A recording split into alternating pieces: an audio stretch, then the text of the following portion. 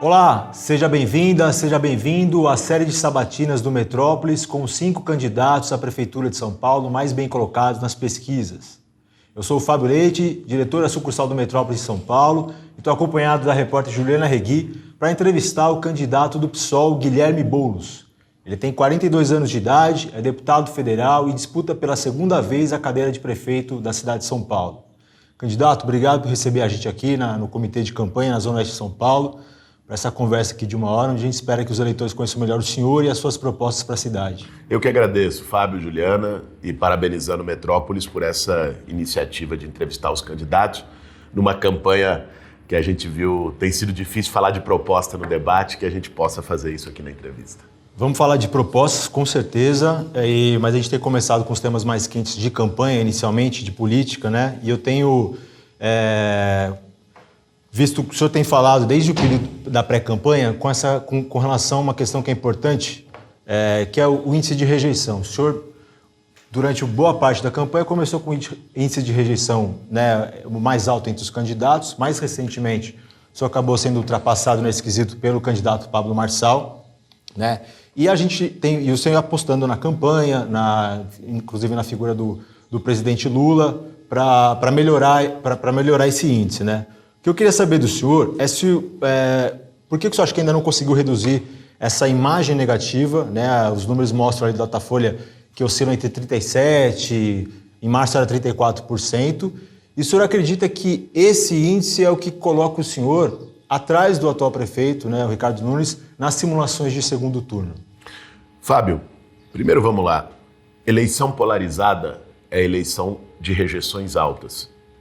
Olhe no Brasil e olhe no mundo.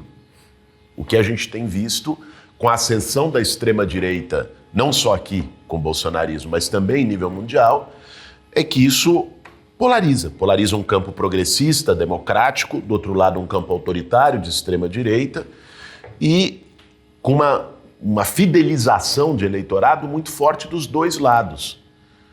Quem, em geral, está fora desses polos tem tido dificuldade, isso vocês noticiam a todo tempo, né, de conseguir emplacar. Tem sempre uma rejeição mais baixa, mas também tem uma aceitação mais baixa. Se nós olharmos as eleições que têm acontecido nos últimos anos, é isso que a gente tem visto, né? Hoje, no Datafolha, se eu não me engano, a minha rejeição estava em 35, né? A última é 37. 37. A rejeição que o presidente Lula tinha na véspera da eleição de 22 era de 45%. E ele ganhou as eleições. Eleições com rejeição alta são características que se tem. Mas ganhou de um candidato, Jair Bolsonaro, de uma rejeição maior que a dele. Pois é, as rejeições aumentam ao longo da campanha quando as pessoas percebem quem é quem e a quem cada um está ligado, né? O Ricardo Nunes, ele tentou construir uma estratégia malandra de dizer, olha, eu quero ter o Bolsonaro, mas escondo o Bolsonaro, né? Fez isso ao longo de um período. Quando o Pablo Marçal ganha voto dele entre os bolsonaristas, ele começa a mostrar o Bolsonaro, a tentar mostrar o Bolsonaro. Numa eleição onde você tem 5, 6 candidatos participando de debate, disputando, isso não fica muito claro para o eleitor. Num segundo turno, né, eu estarei no segundo turno, né, não sei se contra o Ricardo Nunes, contra o Pablo Marçal, hoje contra o Ricardo Nunes é o que as pesquisas indicam. Você tem uma definição, uma delimitação mais clara de quem representa cada campo e quem é quem. Então, eleição de segundo turno se define em segundo turno, né? Previsão de que no segundo turno vai ser assim, isso hoje é abstração. Essa imagem negativa é explorada pelos seus adversários, né, principalmente com os episódios envolvendo a sua atuação enquanto líder do MTST. Rotulam o senhor como invasor, o senhor tem visto isso não só nos debates, mas em campanhas, em redes sociais e tal. Eu queria saber do senhor, porque alguns episódios, né, a ocupação de imóveis desocupados era um instrumento de pressão do MTST por políticas, né, de moradia. Em alguns episódios, o MTST invadiu sedes, né, do Ministério da Fazenda, teve episódio da Fiesp, que é o que está sendo explorado na campanha. Eu queria saber se hoje, diante desse cenário, né, o senhor já disse que a postura agora como deputado federal é diferente enquanto líder do movimento. Alguma dessas questões, alguma dessas atuações do passado, o senhor acha que foram exageradas? O senhor se arrepende de alguma delas? Essas, inclusive, que são utilizadas hoje contra o senhor na campanha? Eu tenho um orgulho da minha trajetória no MTST. Mesmo os episódios do Ministério da Fazenda, eu tenho o maior orgulho da minha trajetória no MTST. Eu acho que quem tem que se arrepender e ter vergonha do que fez no verão passado é quem desviou dinheiro de creche, é quem tem relação escusa com crime organizado, né? É quem tem uma trajetória cheia de suspeitas. Eu acho que delinei, eu quero comparar biografias. Quero saber o que foram os últimos 20 anos do Ricardo Nunes, o que foram os últimos 20 anos do Pablo Marçal e o que foram meus últimos 20 anos. Eu faço questão de expor na mesa. De um lado a gente tem ficha corrida. Daqui a gente tem trajetória. Trajetória de quem tem lado, de quem tem coerência, né? De quem sempre esteve lutando pelo que acredita ao lado das pessoas que mais precisam. O Ricardo Nunes deve ter assinado um monte de reintegração de posse. Eu tenho orgulho de ter estado ao lado das famílias que estavam sendo despejadas, perdendo tudo. Então veja, quando você está no movimento social, é seu dever você defender as pessoas que estão lá com unhas e dentes. Foi isso que eu fiz. Mas, candidato, por exemplo, o episódio da Fazenda foi contra a política de ajuste fiscal, não era nem questão de moradia e reintegração de posse. Lógico que era moradia. O ajuste fiscal cortou dinheiro do Minha Casa Minha Vida e, portanto, inviabilizou projetos de moradia que estavam sendo feitos e que aquelas pessoas que estavam lá estavam esperando por eles. Era disso que se tratava e foi por isso que o movimento fez aquela manifestação. Ele usou uma foto, os nossos adversários têm usado uma foto dessa manifestação que ocorreu no Ministério da Fazenda, quando eu estava em cima de uma mesa, né, discursando para as pessoas que estavam lá. Eu te digo que para mim, é muito mais honroso ter subido numa mesa para falar com as pessoas do que ter ficado 3 anos escondido embaixo da mesa de prefeito, como fez o Ricardo Nunes, sem fazer nada, só com escândalo e aparecer na véspera de eleição. Então, você pode ter clareza. Eu me orgulho da minha trajetória. Quem tem algo a se arrepender é quem desviou dinheiro público, é quem fez esquema para favorecer amigo, é quem tem ligação com crime organizado. E aí, isso é um problema dos meus adversários. Né? Mas, candidato, o senhor já citou algumas vezes algumas atuações no calor do momento ali, dentro dos movimentos. O senhor não reconhece talvez um excesso em algumas dessas situações? Olha, é natural, Juliana, que quando você está ali, defendendo as pessoas, tentando dar visibilidade para as pessoas que sempre foram invisíveis, tentando representar a voz de pessoas que nunca foram ouvidas, né? Que as coisas não saiam sempre como planejado, direitinho, que você tem ali coisas que saiam do controle. Isso eu já disse mais de uma vez e reitero. Agora, isso em nada deslegitima a atuação do movimento social. Eu não vou aceitar nessa eleição que gente que não tem autoridade moral, né, queira descredibilizar ou criminalizar o movimento social. Né? Não esperem de mim uma atuação defensiva nesse sentido. Eu tenho orgulho da minha trajetória, tenho orgulho de ter lado, tenho orgulho de ter coerência, tenho orgulho de ter lutado ao lado das pessoas e vou seguir defendendo isso independente de conveniência eleitoral. Mudando um pouquinho o tema, o ministro Fernando Haddad, seu aliado, o ex-prefeito de São Paulo, durante a gestão dele foi muito criticado por ter feito mais acenos ao centro do que à periferia. E a sua campanha tem sinalizado o contrário, né? O senhor tem feito muito mais agendas nos extremos da cidade. Mas, se a gente pega o Datafolha da semana passada, o senhor aparece com 21% entre os eleitores com até 2 salários mínimos. São 6 pontos atrás do prefeito Ricardo Nunes, tem sido um crescimento um pouco lento em comparação ao dele. O senhor sempre cita as pesquisas espontâneas também, nas quais o senhor lidera, mas o senhor está estagnado nessas pesquisas espontâneas há pelo menos 2 semanas. O que falta para crescer mais nesse segmento? Olha, primeiro, eu estou aqui como candidato a prefeito de São Paulo, espero como próximo prefeito de São Paulo, não como comentarista político de eleição. Então, acho que seria muito importante que a gente pudesse debater as propostas para a cidade, senão a gente fica numa situação de que todo mundo reconhece que os debates não falam de propostas. E eu estou achando também que não falam. Eu tento trabalhar e tenho buscado pautar minha atuação nos debates por isso. É quase um consenso hoje. E quando a gente tem a oportunidade de falar de proposta, a gente perde essas oportunidades. Vamos falar. Eu acho que é importante que a gente use o tempo para isso. Mas não vou deixar de responder a sua questão, Juliana. Primeiro, não há uma estagnação, né? O que há é um crescimento bastante sustentado da nossa campanha.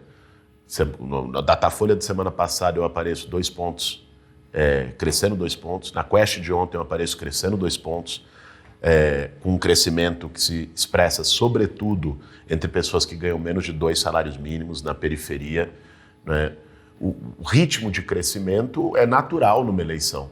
Se você for ver, as candidaturas de esquerda do campo progressista, ela historicamente tem um crescimento em reta final.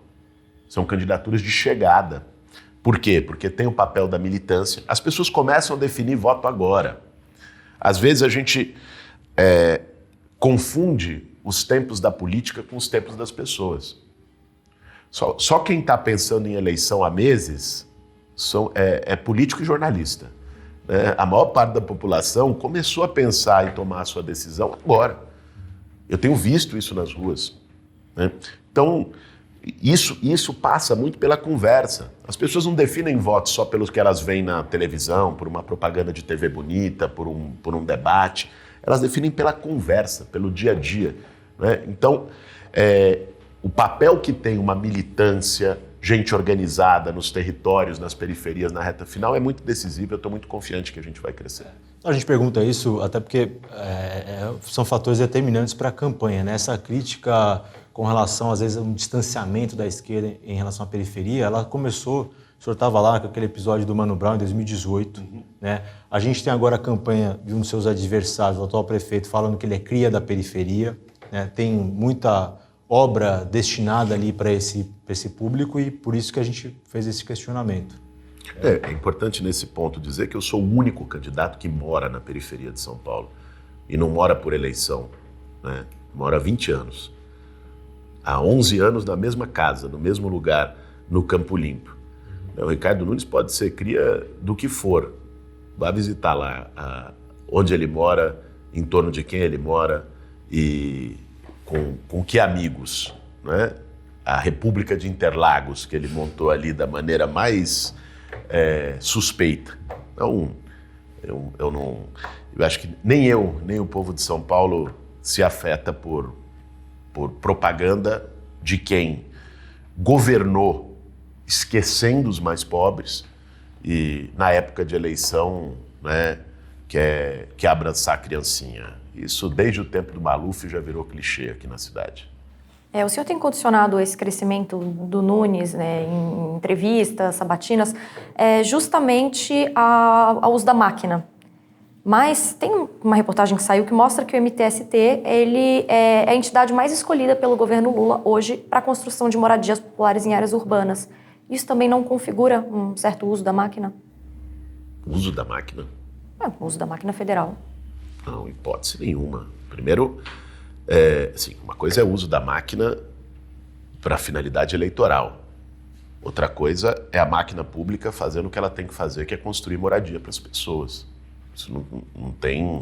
São coisas totalmente diferentes, Juliana. E aliás, é importante esclarecer essa matéria, isso do UOL. Que bom que a entidade do MTST teve a capacidade e a condição de construir milhares de moradias pelo Brasil. Eu, inclusive, tenho reiterado e colocado isso como um ponto importante da nossa campanha. A gente fez mais de 15 mil moradias sem a caneta na mão, e isso é um ponto muito importante. Agora é importante reiterar o seguinte, tem uma diferença, que eu nem sei ao certo se a matéria chegou a mencionar isso ou não, porque o MTST tem uma característica que é usar uma única entidade nacional para todos os seus projetos no Brasil. Enquanto vários outros movimentos descentralizam entidades por estado e, portanto, se você for contar por CNPJ, você chega numa distorção que na prática não existe.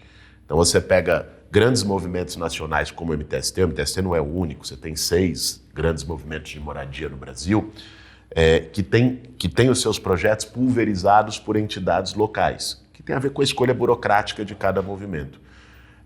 Eu acho que é importante pontuar isso também. Mas, de toda forma, são coisas totalmente diferentes.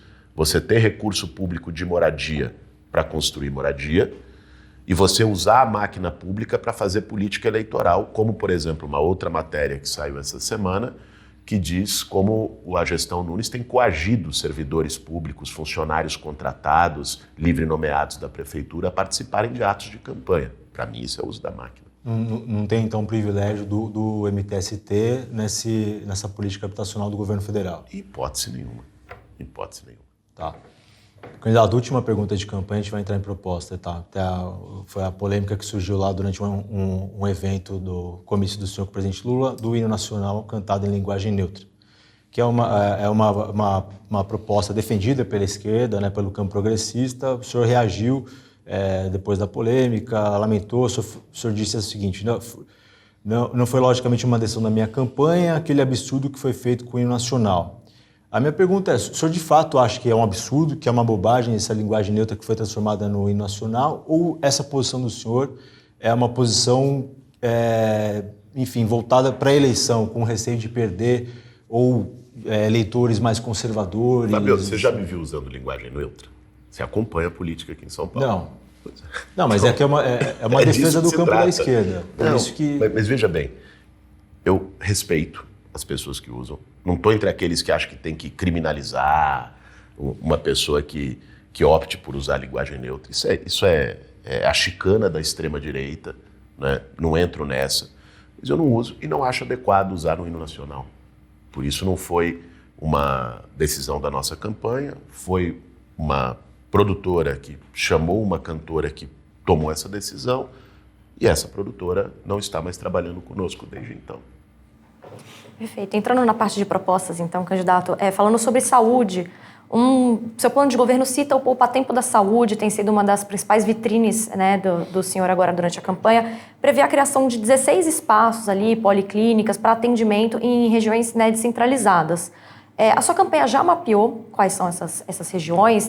Pode dizer para a gente onde seriam e de que forma que isso seria feito? Seriam construções novas, uso de equipamentos públicos que já existem?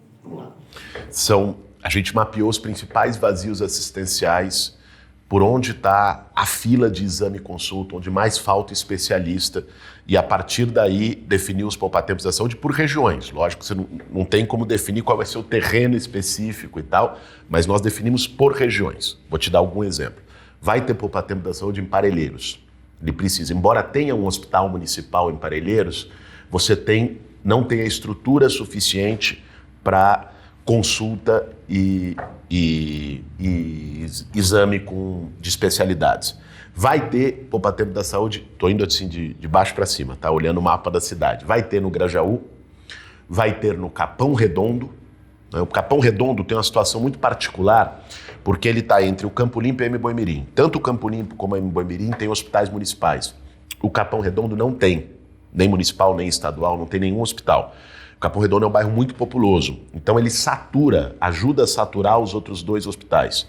Então fazer um Poupa-Tempo da Saúde no Capão Redondo também impacta na melhora do atendimento e você ter menos fila no Hospital do Mboi do Campo Limpo. Então, ali na Zona Sul. A perspectiva é que tenha um na região de Cidade Ademar, completando ali a Sul. Nós vamos fazer na Zona Leste, vai ter Poupa-Tempo da Saúde em São Mateus, não é? A perspectiva é ter Poupa-Tempo da Saúde ali entre Cidade Tiradentes e Guaianazes. Vai ter Poupa-Tempo da Saúde na região do Itaim Paulista, que é uma região que também não tem hospital. Ali tem uma carência tremenda, uma grande fila da saúde na cidade de São Paulo. E ali você tem ali uma região que junta São Miguel, Jardim Helena, Ermelino. Ermelino tem um caso particular de hospital municipal que precisa ser mais potencializado, que está subutilizado. Então, na Noroeste, para citar alguns, tá? Eu não sei se eu vou ter todos aqui de cabeça, mas na Noroeste vai ter Poupa-Tempo da Saúde em Perus, porque ali você tem o Hospital de Taipas, né, que é estadual, e o Hospital da Brasilândia, municipal. Perus e Jaraguá, que é uma região muito populosa e também pobre, carente da cidade, você não tem hospital. E daí tem o mesmo efeito do Capão, satura esses outros hospitais. Então, nós vamos fazer ali nessa região também poupar tempo da saúde. Qual é o tamanho dessas estruturas? Assim? Quanto vão custar? Quantos profissionais trabalharão? A gente fez o cálculo, o que eu tenho aqui na cabeça é o de custo geral em 4 anos, amortizado entre investimento e custeio. A perspectiva é ter 4 bilhões e 400 milhões de reais divididos nos 4 anos, tá? Entre investimento e custeio e contratação. Qual é a ideia? Onde for possível, para ter uma implantação mais rápida, a perspectiva será de locação de imóveis existentes ou adaptação de imóveis existentes. Porque até você construir um hospital, licitar a obra, projeto executivo, começar a fazer, demora muito para entregar. Então, a gente quer botar em prática os primeiros poupa-tempos da saúde já no ano que vem, funcionando já o ano que vem. Para isso acontecer, você precisa trabalhar com imóveis que já estão prontos. Você só faz a adaptação do imóvel, o equipamento equipa ele, faz a compra dos equipamentos e a contratação dos profissionais, e ele funciona rapidamente em vários meses. Eu fui conversar com o presidente Lula, domingo passado, quando fui a Brasília, a gente fez gravação de programa de TV e conversei um pouco com ele sobre a campanha, sobre o projeto. Ele disse que isso também está em sintonia com uma perspectiva que ele tem discutido com a ministra Anísia, e que nós também incorporamos do Mais Médicos Especialistas. Então, o governo federal pode nos ajudar na parte que é a mais sensível, que é a do custeio. Da mesma forma que o Mais Médicos permitiu um recurso federal no custeio de médicos de saúde da família, de clínicos gerais, o Mais Médicos Especialistas pode permitir que a gente tenha recurso do Ministério da Saúde para poder fazer o convênio, o contrato para contratação de especialistas, que é caro. Essas contratações, o senhor trabalha com a ideia de abrir novos concursos ou de fazer parceria com as organizações sociais de saúde, as OS? A perspectiva é que a gente consiga, nesse caso, utilizar editais de credenciamento como foi o programa Mais Médicos. Por isso que nós estamos, inclusive, utilizando Mais Médicos Especialistas. Tá? Então, com a parceria do governo federal, que a gente faça este credenciamento, que é contrato de trabalho. Isso não exclui, né, em hipótese alguma, concurso. Existem várias áreas, inclusive na saúde, que precisa de concurso. Mas, novamente, para ter uma solução imediata, para você dar resposta a um problema que é para ontem, que as pessoas estão na fila da saúde, tem gente morrendo na fila do câncer, né, você precisa ter uma solução rápida. Né? Então, os editais de credenciamento ao modelo dos Mais Médicos é um caminho que a gente deve adotar nesse momento. Aliás, se me permite, porque isso acabou ficando no debate último, diz que o prefeito fugiu da resposta. Assim, a situação do Centro Oncológico da Unifesp é uma vergonha e é exemplo do quanto o Ricardo Nunes, por politicagem, né, não quis trabalhar com o governo federal e atrapalhou a população de São Paulo. Ali você tem um acordo que tinha sido firmado pelo Bruno Covas, um papel passado, está tudo ali a documentação, pelo Bruno Covas com a Unifesp, a então reitora da Unifesp, que era a professora Soraya, firmado, iria repassar o terreno, o governo federal iria passar o recurso para poder fazer o centro oncológico de 17 andares, já com o projeto pronto, ia ser um análogo do ICESP, do Instituto do Câncer do Hospital das Clínicas, para uma fila que é, enfim, de grande apelo no município. Ricardo Nunes, Bruno Covas faleceu, Ricardo Nunes segurou isso, ficou exigindo contrapartidas da Unifesp, criando dificuldade. O terreno está hoje como um estacionamento e não saiu do papel até hoje por isso. Porque acho que na cabeça dele é o seguinte, isso é do Lula, vai favorecer o Boulos.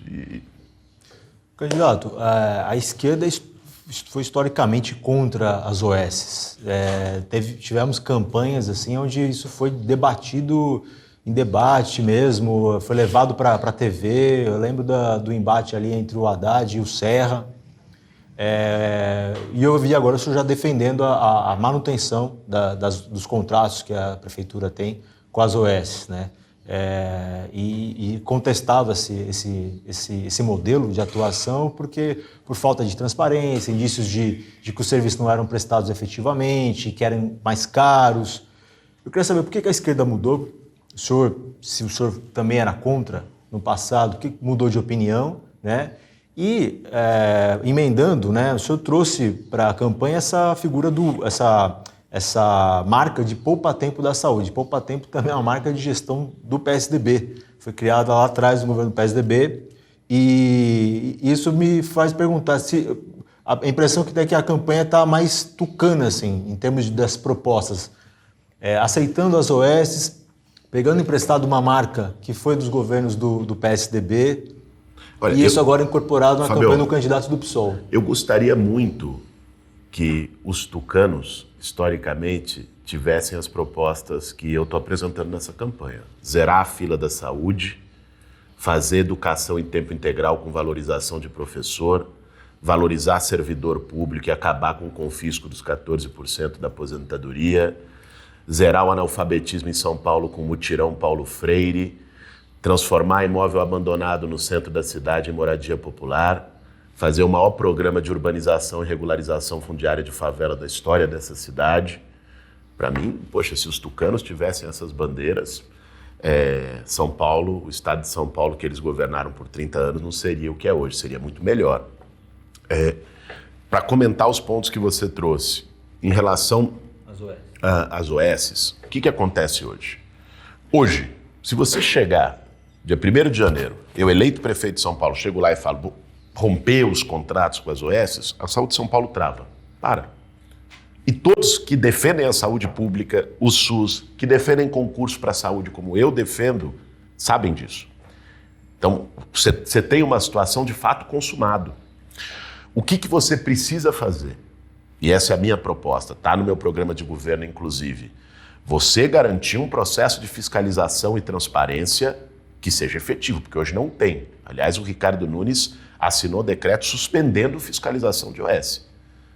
Eu quero saber se a prefeitura está pagando para ter uma equipe de tantos especialistas, tantos pediatras, tantos clínicos gerais, se essa equipe está lá ou não. Em muitos casos não está. Eu quero saber qual é a planilha das OS em relação ao recurso público e à gestão do SUS. Eu não vou aceitar na cidade de São Paulo que cada OS tem o seu SUS próprio, porque é o que está acontecendo hoje. Por falta de gestão e de organização do sistema, cada OS tem um procedimento, cada OS tem um padrão. Isso é inaceitável, é recurso público, é o Sistema Único de Saúde. Então, onde nós vamos atuar? Em exigir transparência, em fazer uma fiscalização eficiente, inclusive com controle social. Porque se a prefeitura não consegue chegar na ponta de cada UBS com um fiscal para chegar lá, os conselhos de saúde conseguem. E o SUS, desde o princípio, teve um elemento de participação social muito forte, né? As conferências de saúde, os conselhos gestores de saúde. Eu vou fortalecer os conselhos gestores de saúde, os conselhos do posto, as lideranças que atuam lá, inclusive com esse papel fiscalizador das entidades. Ao mesmo tempo, nós vamos fortalecer o serviço público. Eu sou um defensor do serviço público. Essa fiscalização dentro da estrutura da própria secretaria? Claro, dentro da estrutura da secretaria, envolvendo inclusive participação social, como é previsto na estrutura do SUS. Puxando um pouquinho... Só um pouco poupa-tempo, só para não deixar nada sem resposta aqui. É uma bandeira tucana. Claro, não é uma bandeira. Né? O Poupa-Tempo é um programa que, aliás, quem concebeu foi o Daniel Annenberg, que está na minha campanha, que é meu apoiador, que construiu o programa de governo e que foi quem sugeriu, inclusive, para nós, a gente não falou, vamos poupar tempo, a gente elaborou um modelo. Como nós vamos zerar a fila de especialidades, a fila do SUS da cidade de São Paulo? Definimos um modelo. Nas conversas com a equipe de programa de governo, o Daniel falou, olha, eu acho que dá para a gente associar isso ao sistema poupa-tempo de tecnologia, de marcação de consulta por via digital, de pontualidade no atendimento, e foi daí que surgiu o nome Poupa-Tempo da Saúde. Agora, é impressionante a atuação do governo Tarcísio, eu acho que sentiu, né, de querer entrar na justiça. Poupa-Tempo não é propriedade de um partido, não é propriedade de um governo, Poupatempo é um programa do povo de São Paulo, né? Então, você utilizar um padrão que deu certo no Poupatempo de gestão, do ponto de vista de eficiência, de atendimento na hora certa, para a área da saúde, isso devia ser comemorado. Como o candidato deles não conseguiu fazer, ficou 3 anos e meio, a saúde de São Paulo só piorou, acho que eles ficaram chateados com isso. Vou entrar na área de transporte agora, candidato. Hoje São Paulo tem cerca de 13 mil ônibus, esses dados são de agosto desse ano. O senhor fala em eletrificar 50% da frota, né? Ou eletrificar ou tornar híbrido, mas existe uma dificuldade com os postos de recarga, né, dos ônibus. O prefeito Ricardo Nunes, ele tem dito que tem 2 bilhões ali para financiar a renovação da frota, mas que a indústria não consegue produzir tantos ônibus elétricos. Como que o senhor viabilizaria isso pelos próximos 4 anos e principalmente com relação a esses postos de recarga, que eu acho que hoje é o gargalo que a gente tem na cidade? Bom, Juliana, primeiro, não é que ele tem 2 bilhões, eu fui ao BNDES conversar com o Mercadante, fui ao Banco do Brasil conversar com a Tarciana para pedir recursos para a cidade de São Paulo, né? E tanto o BNDES como o Banco do Brasil liberaram crédito para a cidade de São Paulo, esse recurso é federal, né, em reuniões que, inclusive, que eu tive que foram noticiadas pela imprensa com ambos os bancos públicos federais de fomento e que precisa ter a participação deles. Antes de entrar na parte da recarga, o ônibus elétrico ou híbrido. O que é o híbrido, né, para a gente não ficar falando numa abstração aqui? O híbrido é o seguinte, ele é elétrico, certo? Então tem a bateria lítio, funciona como elétrico, porém ele faz uma autorrecarga. E por isso resolve o problema das estações. Como é que é essa autorrecarga? Vários carros elétricos já funcionam assim. Ele também tem um motor a combustão a álcool, a etanol. Então ele fica 70% do tempo só com a bateria elétrica ligada. Os outros 30% ligam o motor a etanol. E o motor a etanol recarrega a bateria nesses 30% do tempo. Tem automóveis elétricos que já funcionam dessa forma. Por que a gente tem insistido na hipótese do híbrido? Justamente pelo problema que você colocou das estações de recarga. Porque, na prática, o tanto que isso exige de energia significa construir subestações nas garagens de ônibus. Isso é uma infraestrutura que depende da Enel, que não é conhecida pela sua eficiência com o povo de São Paulo, muito pelo contrário. Que depende também, lógico, de um prefeito que tenha liderança e saiba dialogar, que não é o caso do atual. Então, a coisa ficou parada. Era para ter 2 mil ônibus pelo plano de metas, eles entregaram 170, se eu não me engano, no número atual. Ou seja, como nós vamos fazer para resolver? Primeiro, atuar junto aos bancos públicos para resolver o problema do custo inicial. Qual é o gargalo, tanto do elétrico como do híbrido? O gargalo é o seguinte: o custo de rodagem dele é mais barato do que o ônibus a diesel. Então você ganha no fim do dia. Mas o custo inicial dele é bem mais caro. Então o problema que você tem é no aporte inicial. Então você precisa de um banco de fomento que faça o crédito para o aporte inicial para você avançar na eletrificação em larga escala. E foi isso que eu fui conversar com o BNDES e com o Banco do Brasil, que atuam nessa área. Então, se não tiver isso, não eletrifica. Precisa dessa parceria com o Banco de Fomento, e eu acho que quem vai atuar nesse âmbito são os bancos públicos, particularmente o BNDES, que tem uma linha de crédito hoje muito desenvolvida para a transição energética, para a economia verde. Então, faz-se dessa forma. Com isso, você inclusive baixa o custo do sistema. Isso ajuda no debate da manutenção da tarifa congelada, em ampliação de tarifa zero, porque o custo do sistema atual, hoje, com mais de 12 mil ônibus a diesel, será menor quando a gente tiver 6.500 ônibus elétricos, né? Porque a amortização, se você consegue uma linha de crédito que seja razoável, do ponto de vista de amortização num prazo maior, com taxa de juros mais baixa, você consegue baratear o custo do sistema. Então, você tem um ganha-ganha com a eletrificação da frota. De um lado, óbvio, o ganho ambiental, que é o mais evidente, que é a razão de ser, com zero emissão de carbono. Do outro lado, o ganho econômico no custeio do sistema de transporte. Mas uma das alegações dele é de que a indústria não consegue produzir tantos ônibus elétricos. Ele está errado.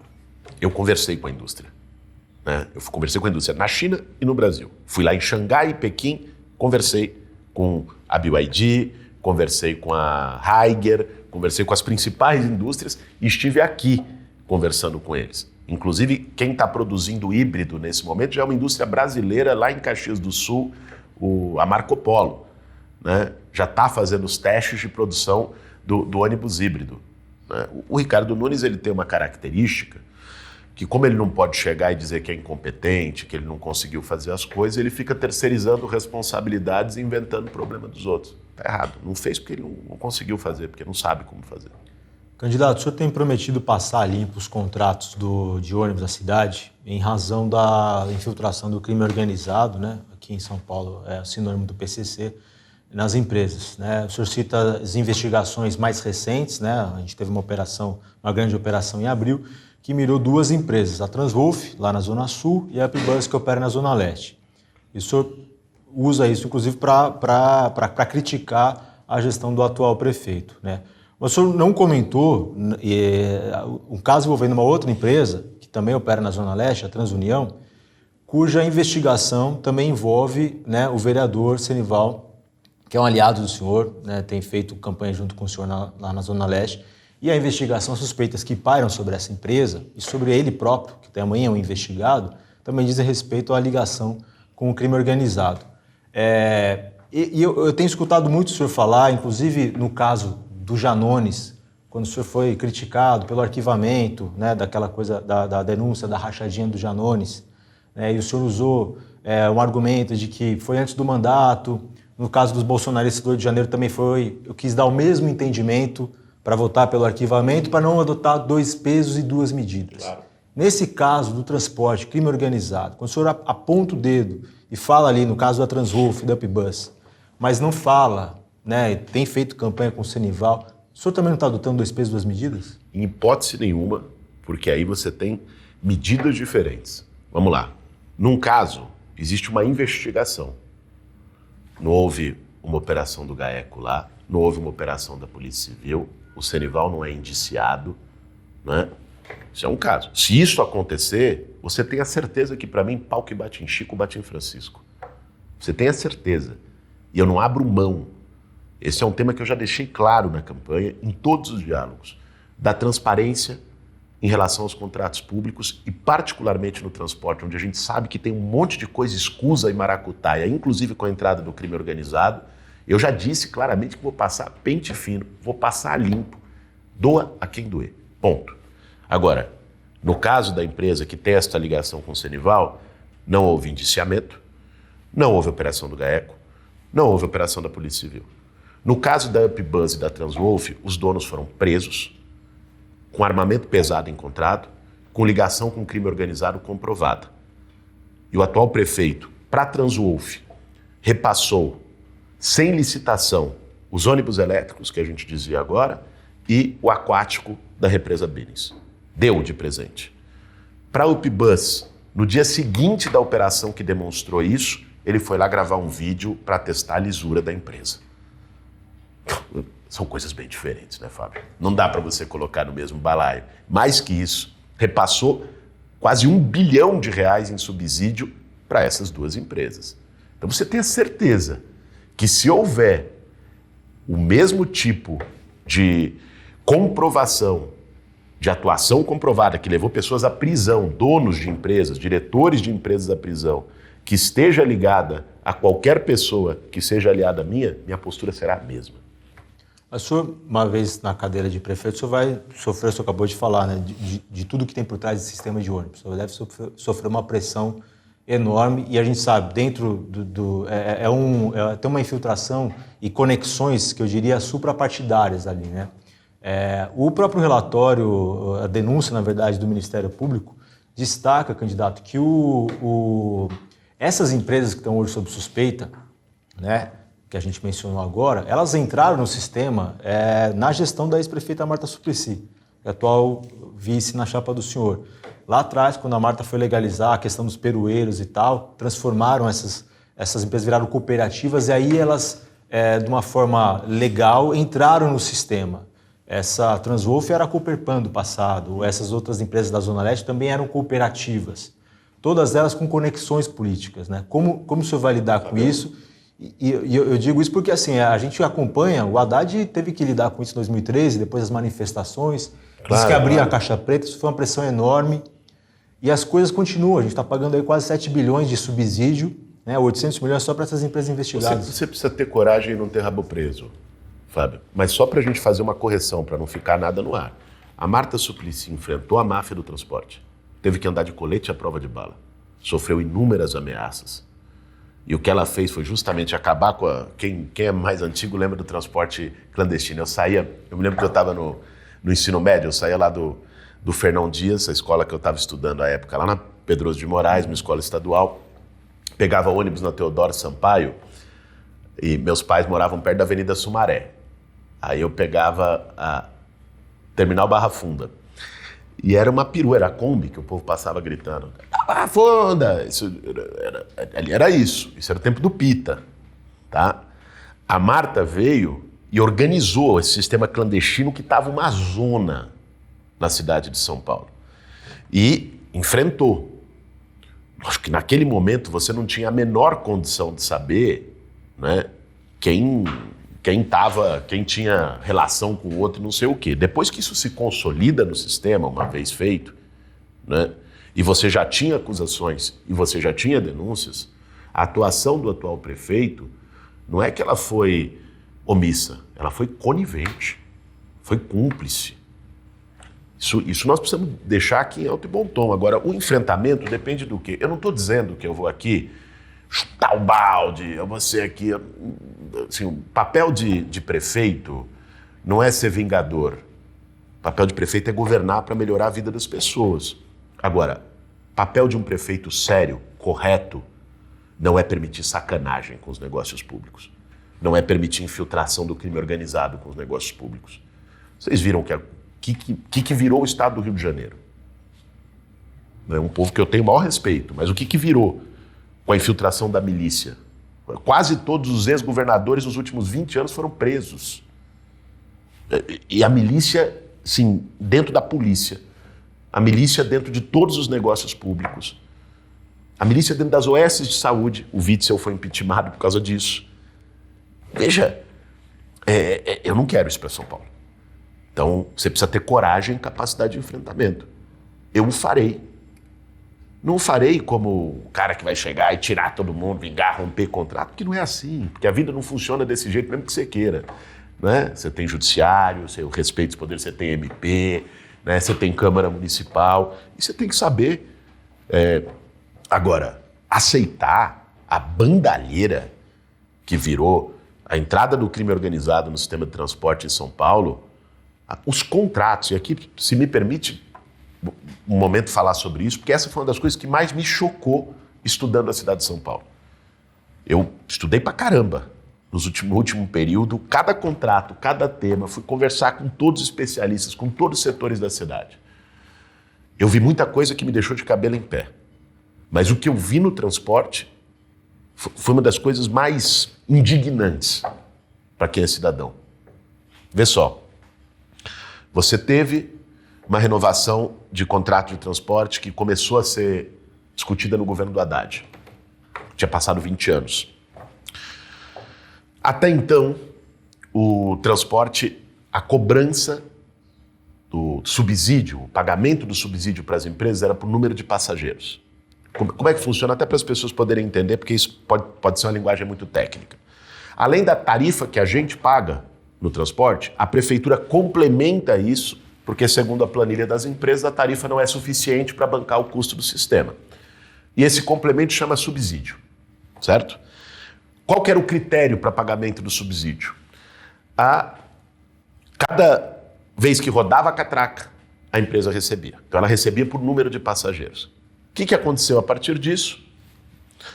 Uma empresa chegava lá, não estou dizendo que todas fizeram isso, mas se torna um procedimento.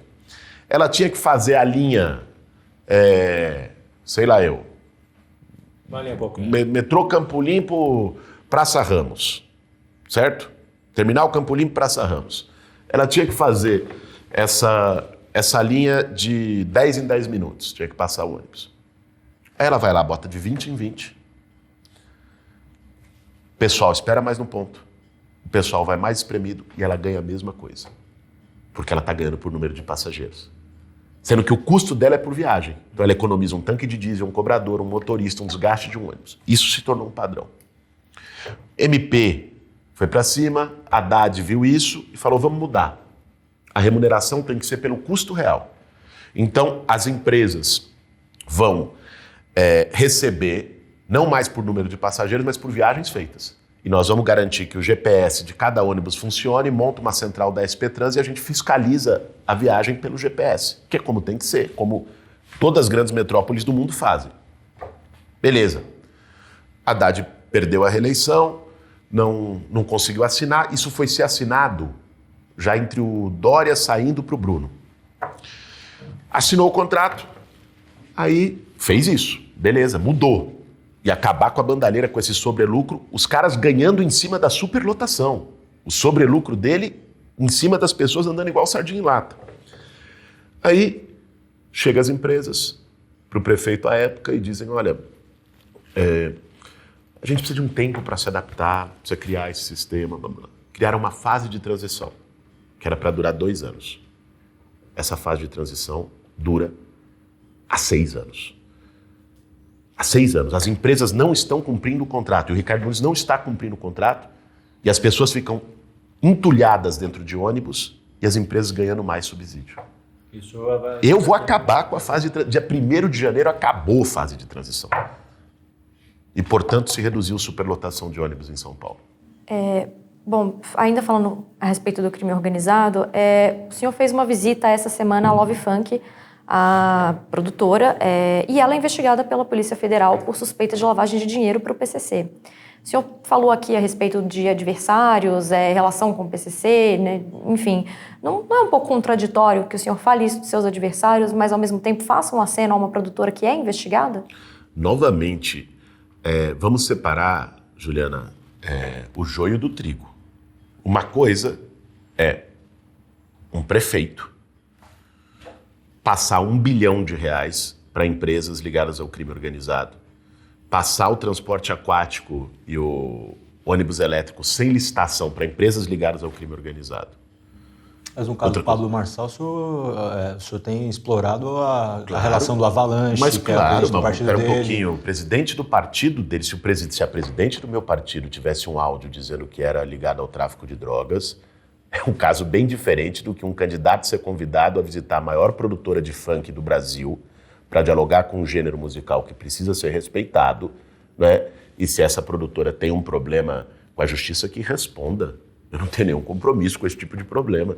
Eu fui dialogar com o público, nós estamos falando ali de milhões de jovens, não só em São Paulo, mas no Brasil, que tem relação com esse gênero musical e que, como candidato a prefeito, fui convidado a conhecer a produtora. Então foi um convite que veio da produtora. Nunca repassei dinheiro, sim, nunca repassei dinheiro para eles, nunca fiz nada. São coisas totalmente diferentes. Pablo Marçal, você tem o presidente do partido dele dizendo que está ligado ao tráfico, você tem os assessores dele acusados de trocar carro de luxo por cocaína, você tem o cara que trabalha com avião com ele, que também faz transporte ilegal de droga por avião da Bolívia para o Brasil. Pera lá, né? Não, vamos separar as coisas, senão para as pessoas pode ficar parecendo que é tudo o mesmo, e acho que a gente precisa ter o dever, eu acho, jornalístico de mostrar que são casos bem diferentes. Falando sobre drogas, candidato, a questão da Cracolândia, que parece insolúvel na cidade, né? 30 anos que a gente tem esse problema, na região central, se espalhou, a conta hoje é cerca de 70 Cracolândias espalhadas pela cidade. O senhor propõe uma atuação multidisciplinar que a gente vê reiteradamente os prefeitos falarem, o discurso, para quem está, para o mais leigo, parece sempre o mesmo. Tem que ser, a gente nunca resolve só com segurança pública ou só com saúde, tem que ter uma ação multidisciplinar. A atual gestão também adota esse discurso, tem feito uma integração com o governo do Estado para enfrentar essas duas frentes. Eu queria saber o que o senhor vai fazer diferente para resolver, haja vista que a gente tem a impressão que está enxugando gelo. Apesar de ter uma redução de número de dependentes no fluxo principal, esse problema se espalhou, né, pela cidade. Nós temos hoje em torno de 1.200 dependentes no fluxo principal e 72 Cracolândias espalhadas pela cidade. O que mostra que a gestão que se iniciou no Dória e chegou até o Ricardo Nunes, foi um fiasco completo. De quem, com uma demagogia, dizendo que ia acabar com a Cracolândia em um mês, só piorou o problema. Né? Qual que são os 2 pontos que eu digo a você que são novidades do nosso programa de governo, que não estão sendo feitos e serão feitos a partir do dia 1º de janeiro? Primeiro, CAPS móvel. Né? O tipo de atuação que tem sido feita, é uma atuação de saúde mental, é uma atuação tímida, Fábio. Tímida. Uma atuação que não envolve um procedimento ostensivo de busca ativa, de abordagem de assistentes sociais e profissionais de saúde mental para levar as pessoas para o tratamento. Nós vamos montar consultórios de rua, tendas, que são os CAPs móveis, com assistente social, com profissionais de saúde mental para levar as pessoas para o tratamento. Foi isso, por exemplo, que Bogotá fez e conseguiu reduzir a Cracolândia que eles tinham lá, algo muito residual. Não acabou 100%, mas reduziu algo muito residual. E outras experiências do mundo. Então, um dependente químico de crack, ele não vai até o CAPS marcar uma consulta, pegar um horário, pegar uma senha. Isso não existe. Você tem que ir até ele. Mas a tua gestão diz que faz a busca ativa. Faz um trabalho. Você viu o consultório de rua ali na Luz? Você já viu alguma? Não tem. Faz um trabalho. Eu conheço, fui lá ver, conversei com profissionais, inclusive, que estão na gestão, servidores de carreira. Isso não existe. Né? Você pega, inclusive, a ampliação dos equipamentos é extremamente tímida para o tema da gravidade do problema. Segunda questão, que é uma novidade da nossa abordagem, é uma atuação mais efetiva de intervenção social. Você não vai resolver o problema da Cracolândia só com dependência química. É importante a gente dizer isso. Porque chegar e dizer, falar, aqui uma bala de prata, eu vou fazer isso aqui, vai resolver, eu vou assinar esse papel, vai resolver. Foi isso que o Dória fez, né? Vou acabar em um mês. E aí? Só piorou. Nós não podemos enganar as pessoas na eleição, nós temos que ser franco. Então, o outro caminho é o seguinte, porque se você faz o tratamento mental e aquela pessoa continua em situação de rua, continua sem perspectiva de futuro, continua sem vínculo familiar, a tendência daquela pessoa reincidir e voltar para a dependência no crack é tremenda. Então, a intervenção do ponto de vista da saúde mental tem que vir junto com a intervenção social. E aí nós estamos falando de acolhimento, de moradia, e nós estamos falando de geração de renda. De algum modo, de braços abertos, lá atrás o Haddad fez isso foi descontinuado do ponto de vista de escala, né? Com uma política de redução de danos, né? Que foi também criticada por uma parcela da sociedade. A forma de tratamento, se é redução de danos, não é? Se é internação, se é hospital-dia, a forma de tratamento, ela não tem que ser definida pelo prefeito. Quem define isso é o profissional de saúde, responsável por aquele tratamento. O prefeito tem que bancar uma política. Claro, o prefeito tem que bancar uma política que é o CAPS móvel. E os profissionais de saúde vão analisar caso a caso. Não existe tratamento no atacado. O tratamento é no varejo. Você não vai pegar... Todos esses pacientes são cardíacos. Então, todos eles têm que tomar captopril. Não, você vai ver caso a caso qual é a situação, qual é o problema do paciente, qual é o nível de dependência, qual é a idade, se ele tem outros problemas ou não tem, se ele está reincidindo, se ele já teve algum tipo de tratamento ou não. Isso quem define é o médico, o tratamento é no varejo. Mas na gestão do Haddad foi feita a oferta de emprego, né, trabalho para esses dependentes químicos e eles ficavam instalados, moravam ali em hotéis ali da região. Era para não ter aquele choque, né? O senhor defende esse tipo de política que eles permaneçam ali? Na região, ou o senhor não. Tem que levar na região, não. Acho que foi um erro, então, esse tipo de O próprio Benedito abordagem. Mariano, que coordenou o De Braços Abertos e que está na minha equipe de programa de governo, depois fazendo análise, disse, olha, onde teve mais eficiência em evitar a reincidência? Quando os hotéis sociais eram mais distantes da cena de uso. Porque quando a pessoa está no hotel social ou no abrigo, onde for perto da cena de uso, isso acabou estimulando ela a voltar para as cenas de uso e voltar à dependência química. Isso foi uma análise do próprio coordenador do De Braços Abertos, né? Então, claro, toda política pública envolve aprendizado, né? E aprendizado que a gente tem que saber. A linha geral estava corretíssima. A linha geral era envolver intervenção social, tratamento à saúde mental, né? E envolver também geração de renda para as pessoas. No caso ali foi as frentes de trabalho, de limpeza urbana, que atuou nisso. Porque ali o problema é um monte de problema embrincado que gera a Cracolândia. Então você tem que ter essa atuação. E eu decidi, botei isso no meu programa de governo, decisão minha, que eu vou puxar isso para o prefeito. Sei que é uma decisão de risco, né? Mas eu vou criar um gabinete integrado da Cracolândia envolvendo todas as secretarias que vão responder a mim, como prefeito de São Paulo, para demonstrar a prioridade que a gente vai ter em relação a esse tema. É que o governo estadual já tem um gabinete integrado de cuidados com a Cracolândia. Isso não vai criar um certo conflito entre o governo municipal e estadual? O governo estadual, o que tem feito lá na região, espero poder trabalhar em parceria com o governador Tarcísio, mas que seja uma parceria que envolva o governo do estado fazer a lição de casa dele, que é botar a Polícia Civil para investigar o crime organizado para valer, né? E pegar os laboratórios clandestinos que produzem o crack, pegar os centros de armazenamento, né? E podemos trabalhar, claro, e devemos trabalhar de uma maneira integrada, não só com o governo do estado, como com o governo federal, porque como envolve crime organizado lá, eu vou pedir ajuda para a Polícia Federal também para atuar nessa área. E na frente da segurança, como é que o senhor pretende colocar a GCM para... Enfim, a gente tem visto um crescimento expressivo, né, de roubos e furtos, principalmente na região central, onde fica a Cracolândia, mas não está restrito a essa região. E o senhor tem sido criticado por adversários, porque o senhor defenderia o afrouxamento de leis, não só de drogas, de desmilitarização, isso foi trazido no debate pelo atual prefeito.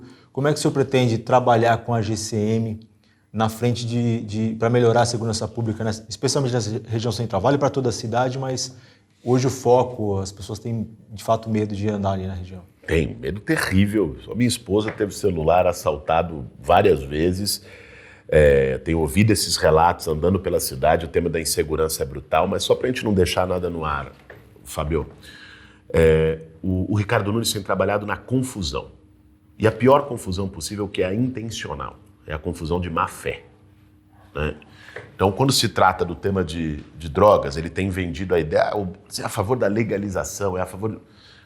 A posição que eu defendo, a posição que é aquela que eu acredito que é a correta, e defendo e vou defender para quem for, porque acredito que é a melhor, é separar usuário de traficante. Toda mãe da periferia entende isso. Se ela achar que uma pessoa que ela conhece, um filho, alguém que entrou na droga, deve ser tratado como criminoso ou deve ser resgatado. Essa é a questão. Parece que o Ricardo Nunes está defendendo que trate como criminoso. Eu não. Eu defendo que o usuário precisa ser tratado como um tema de acolhimento e saúde pública. O traficante tem que ser tratado como criminoso. E não é só o que eu defendo, é o que hoje diz a lei no Brasil a partir do entendimento do STF. Ponto. Aí ele fica querendo criar confusão, porque a lógica é essa.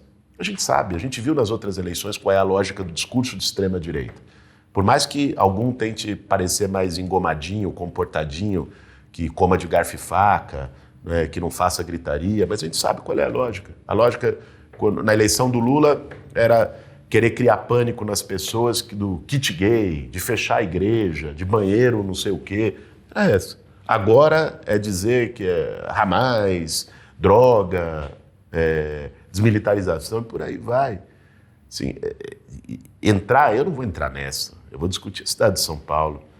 Isso é coisa de quem não tem proposta, de quem ficou 3 anos e meio na cadeira e não fez. Sobre a GCM, para também não deixar a sua questão sem resposta, a GCM em São Paulo é armada, isso não é de hoje, sim, e seguirá armada no meu governo. Eu queria entrar numa questão aqui que o senhor prometeu, caso seja eleito, que metade das suas secretarias vai ser composta por mulheres. Mas considerando que hoje 15 dos seus assessores, né, no gabinete, só 6 são mulheres, e aqui em São Paulo, a chapa do PSOL, né, a candidatos a vereador, só 41% são candidatas mulheres, como que o senhor garante que efetivamente vai cumprir essa promessa?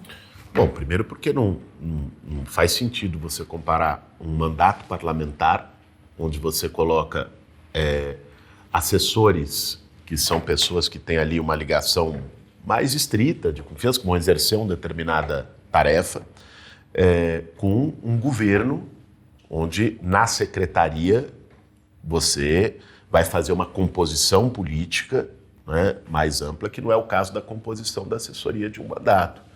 Né? Então, não vale pelo exemplo? Não, o compromisso que eu assumi, eu reafirmo aqui e farei, e vocês vão ter a oportunidade de ver isso no dia 1º de janeiro do ano que vem, quando for publicado o Diário Oficial com indicação do secretariado. 50% do secretariado da cidade de São Paulo será comandado por mulheres a partir do ano que vem. Isso. Bom, tem um conceito que o senhor tem explorado muito, que é o conceito de cidades de 15 minutos, né? Que qualquer ponto da cidade ficaria equidistante, mais ou menos ali, a 15 minutos de um equipamento público. O senhor cita exemplos de Paris, Xangai, enfim, levantando um pouco sobre isso, São Paulo, territorialmente falando, é 14 vezes o tamanho de Paris. Xangai, existe uma infraestrutura de transporte público, principalmente a rede de metrô, que é 8 vezes maior que a de São Paulo. Como que isso é aplicável aqui em São Paulo, se a gente faz essas comparações que, enfim, cidades que têm uma estrutura um pouco acima, assim? Não, primeiro é importante dizer que essa, Juliana, é uma referência de planejamento urbano. Em nenhum momento eu disse que nós, a cada ponto entre o local de trabalho e de moradia, ou entre o local de moradia e os serviços públicos, as pessoas iam estar a 15 minutos a pé ou de bicicleta, que não motorizados, que é o conceito do Cidades 15 Minutos. O que eu disse é que a referência do nosso programa de governo é redução de distâncias, é o perto de casa. E será. E é essa referência urbanística. São cidades diferentes, não podem ser, comparadas no detalhe entre si. Podem ser comparadas no plano urbano. Né? Da mesma forma que Paris é muito menor que São Paulo, Xangai é o dobro de São Paulo em termos populacionais. E nem por isso deixou de ter uma meta ambiciosa de 15 minutos a pé ou de bicicleta, não motorizados, é importante dizer. E nisso a rede de metrô não faz nenhuma diferença, porque o conceito urbanístico ali é com esse modal. O que para nós importa? A gente reverter um nível de desigualdade que é brutal e que fez parte da formação da nossa cidade. São Paulo teve um crescimento desordenado.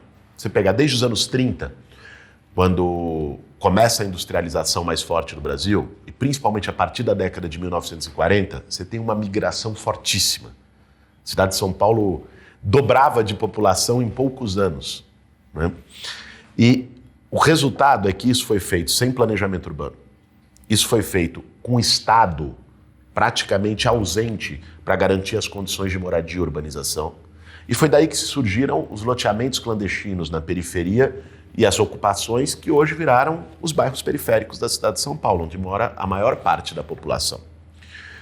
A infraestrutura foi chegar muito depois. Só começou a chegar equipamento público na periferia de São Paulo nos anos 1970, na gestão do prefeito Faria Lima.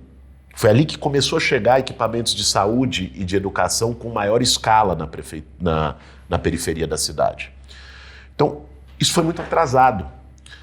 Quando se fala de gerar emprego nos bairros, emprego formal, né, isso só veio vir muito mais recente, a descentralização da cidade. Tanto é que tem um dado que é chocante da comparação entre Barra Funda e Cidade Tiradentes, entre o distrito com maior proporção de emprego e o que tem menor proporção de emprego na cidade. Barra Funda são 700 empregos para cada 100 moradores. Cidade Tiradentes são 3 empregos para cada 100 moradores. Isso gera uma dinâmica pendular que as pessoas saem dos extremos todos os dias, só da Zona Leste, mais de 2 milhões de pessoas saem todos os dias para vir trabalhar no centro. É essa lógica que a gente quer trabalhar para reverter com perto de casa. Como? Descentralizando os equipamentos públicos. Então, focar o investimento de equipamentos públicos. E aí não estou falando só de educação e saúde, não. É cultura, é lazer, é área verde, nas regiões periféricas. E também estimular a geração de emprego nessas regiões para você superar o deslocamento pendular. Então, é esse conceito urbano que está presente no Cidade 15 Minutos, do Carlos Moreno, que tem estimulado diferentes cidades de diferentes tamanhos ao redor do mundo, que também estimulou o nosso programa de governo, que é de descentralização de oportunidades para reduzir a desigualdade, que, do meu ponto de vista, é o maior problema histórico de São Paulo. Candidato, o tempo esgotou aqui, algumas questões ficaram de fora, mas a gente vai trazer, tem dito isso em todas as sabatinas, na próxima semana, matérias comparando as propostas de cada candidato por temas. Agradeço imensamente essa 1 hora que o senhor destinou para a gente aqui e para quem está acompanhando a gente no Metrópolis. Obrigado, Fábio. Satisfação enorme poder contar com você, com a Juliana, nessa entrevista. E, mais uma vez, parabenizar o Metrópolis pela iniciativa. A minha proposta nessa eleição é ter o máximo de oportunidades para discutir proposta, discutir o futuro de São Paulo. Porque o que está em jogo não é o meme do debate passado, não é a gritaria, a baixaria do debate passado. O que tem que estar em jogo são os próximos 4 anos da cidade, é com isso que eu estou comprometido. Obrigado, candidato. Essa foi a 4ª entrevista da série de sabatinas do Metrópolis, com 5 candidatos à Prefeitura de São Paulo mais bem colocados nas pesquisas.